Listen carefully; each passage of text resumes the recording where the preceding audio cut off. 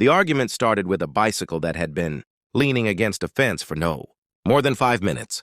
It was a quiet afternoon in the neighborhood, the kind where nothing louder than a lawn sprinkler usually broke the silence.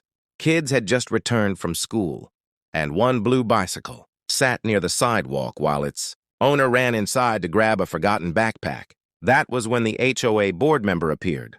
She stood with her arms crossed, staring at the bike as if it were a serious violation. When the child's mother stepped back outside, the HOA representative immediately pointed toward the fence and began quoting, "Rules about unauthorized items and public walkways." Her voice was sharp, loud enough to carry down the street. The mother tried to explain calmly. The bike belonged to her son. It hadn't been left there permanently. It wasn't blocking anyone. But the explanation didn't matter.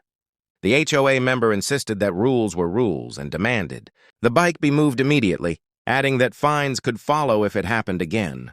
That's when neighbors started slowing their walks, pausing their yard work and gathering near the sidewalk. Someone whispered, "Is this really about a kid's bike?" Another neighbor shook her head, clearly irritated.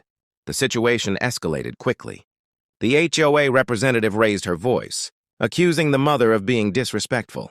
The mother, now visibly upset, pushed back, saying the neighborhood was starting to feel less like a community and more like a prison. A father nearby spoke up, pointing out that children lived here and bikes were part of that. Another woman reminded the HOA member that the rules were meant for safety, not intimidation. Phones came out. People watched closely. As the crowd grew, the tone shifted. The HOA representative, realizing she was no longer in control of the moment, tried to soften her stance, claiming she was just doing her job. But the damage was done. The crowd had seen enough. Eventually, the bicycle was moved not because of the argument, but because the child came back out, confused and embarrassed, asking why adults were yelling over his bike.